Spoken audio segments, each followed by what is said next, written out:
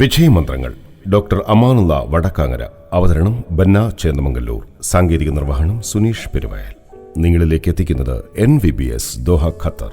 അധ്യായം 282. മറക്കാനും പൊറുക്കാനും കഴിയുന്നവരാണ് വിജയിക്കുക. എല്ലാം തികഞ്ഞവരായി ആരാണുള്ളത്? ജീവിതയാത്രയിൽ നമ്മളൊക്കെ കുറേ പോരായ്മകളും പരിമിതികളും ഉള്ളവരാണ്.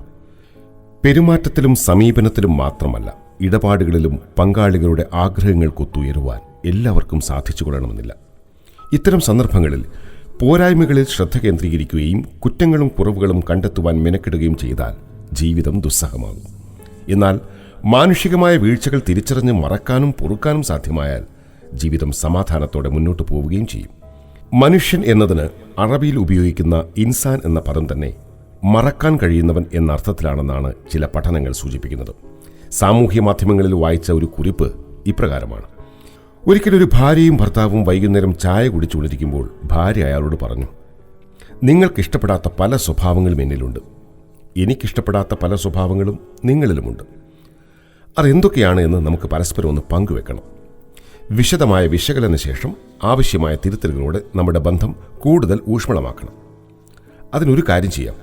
നാളെ എന്നിൽ നിങ്ങൾക്കിഷ്ടപ്പെടാത്ത എല്ലാ കാര്യങ്ങളും നിങ്ങളും, നിങ്ങളിൽ എനിക്കിഷ്ടമില്ലാത്ത എല്ലാ കാര്യങ്ങളും ഞാനും ഒരു പേപ്പറിൽ എഴുതി വെക്കാം. എന്നിട്ട് അത് രണ്ടുപേരും ചേർന്ന് വായിക്കാം. അങ്ങനെ ഇഷ്ടമില്ലാത്ത കാര്യങ്ങൾ പരസ്പരം തിരിച്ചറിഞ്ഞ് തിരുത്തി നമുക്ക് മുന്നോട്ട് പോകാം. ഭർത്താവ് സമ്മതിച്ചു. പിറ്റേ ദിവസം ഭാര്യ ഭർത്താവ് ജോലിക്ക് പോയ ഉടനെ എഴുത്തു തുടങ്ങി. ഭർത്താവ് ഓഫീസിൽ നിന്ന് ഒഴിവ് കിട്ടുമ്പോൾ എഴുതുമായിരിക്കുമെന്നും അവൾ കരുതി.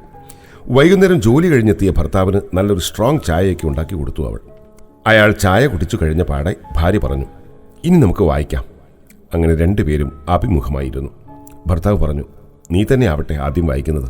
അവൾ വായന തുടങ്ങി. നന്നേ ചെറിയ കാര്യങ്ങൾ പോലും വിടാതെ അവൾ എഴുതിയിരിക്കുന്നു. വായനയ്ക്കിടെ ഇടയ്ക്കിടെ അവൾ അയാളുടെ മുഖത്തേക്ക് നോക്കുന്നുണ്ട്. അയാളെല്ലാം കേട്ടിരിക്കുന്നു. ഒടുവിൽ അവസാനത്തെ വരിയും വായിച്ചു കഴിഞ്ഞു. അവൾ പറഞ്ഞു, ഇനി നിങ്ങളുടേത് വായിക്കൂ. അയാൾ 4 മടക്കിയ കടലാസ് പോക്കറ്റിൽ നിന്ന് എടുത്ത് അവൾക്ക് കൊടുത്തിട്ട് പറഞ്ഞു, ഇതും കൂടി നീ തന്നെ വായിച്ചോളൂ. വല്ലാത്തൊരു ഹൃദയമിടിപ്പോടെയാണ് അവൾ അത് തുറന്നത്. എന്തൊക്കെയാണാവോ എഴുതി വച്ചിരിക്കുന്നത്? ഒടുവിൽ തുറന്നു നോക്കുമ്പോൾ അവൾ അത്ഭുതപ്പെട്ടു. കടലാസ് ശൂന്യമായിരുന്നു. ഒന്നും എഴുതിയിട്ടില്ല. അവളൊന്നും മനസ്സിലാവാതെ അവൻ്റെ മുഖത്തേക്ക് നോക്കി. അയാൾ ചിരിച്ചുകൊണ്ട് പറഞ്ഞു, നിന്റെ ഗുണങ്ങളെപ്പോലെ തന്നെ നിന്റെ എല്ലാ അപാകതകളും എനിക്കിഷ്ടമാണ്. നിന്നെക്കുറിച്ച് എനിക്കൊരു പരാതിയുമില്ല. അത് കേൾക്കെ അവൾ അയാളുടെ മാറിലേക്ക് വീണു. കവി പാടിയെപ്പോലെ തന്നെ ഹൃദയം കൊണ്ട് എഴുതുന്ന കവിതയാണ് ദാമ്പത്യം. പ്രണയാമൃതമാണ് അതിൻ്റെ ഭാഷ. സ്നേഹമാണ് അതിൻ്റെ അലങ്കാരം. ത്യാഗമാണ് അതിൻ്റെ സൗകുമാര്യം.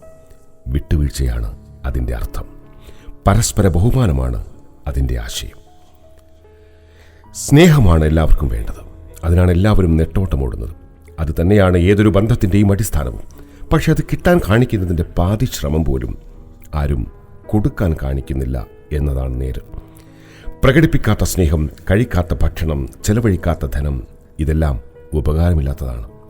സ്നേഹം, ധനം, ഭക്ഷണം എന്നിവ അർഹിക്കുന്നവർക്ക് നൽകുമ്പോൾ അവയുടെ വിനിയോഗം കാര്യക്ഷമമാകുന്നത് പോലെ തന്നെ 10 മടങ്ങായി തിരികെ ലഭിക്കുമെന്നതാണ് അതിൻ്റെ സവിശേഷത. വാസ്തവത്തിൽ മനുഷ്യനൊരു വിത്തിന് സമാനമാണ്. ഒന്നുകിൽ നിങ്ങൾക്കതിനെ അതേപടി തന്നെ സൂക്ഷിക്കാം, അല്ലെങ്കിൽ പൂക്കളും ഫലങ്ങളുമുള്ള ഒരു മനോഹര വൃക്ഷമാക്കി വളർത്തിയെടുക്കാം. എല്ലാ മനസ്സുകളിലുമുണ്ട് സ്നേഹം. പക്ഷെ അത് പ്രകടിപ്പിക്കുന്നതിലാണ് ഏറ്റക്കുറച്ചിലുള്ളത്. ഒന്നുകിൽ പ്രകടിപ്പിക്കാൻ അറിയില്ല, അല്ലെങ്കിൽ പിശുക്ക് കാണിക്കുന്നു. അതുമല്ലെങ്കിൽ ഉള്ളിലുണ്ടായാൽ മതി, പുറമേ കാണിക്കേണ്ട എന്ന മൂഢധാരണ. സത്യം പറഞ്ഞാൽ ഈ കഴിവുകേടാണ് സ്വർഗമാകേണ്ട പല വീടുകളും നരകമാക്കുന്നത്. വീട് സ്നേഹ വീടാക്കാൻ രണ്ടുപേരും മനസ്സിരുത്തണം. ഇവിടെ കുറ്റവും കുറവുകളും നിരത്താനല്ല, മറക്കാനും പൊറുക്കാനുമാണ് ഓരോരുത്തരും ശ്രദ്ധിക്കേണ്ടത്.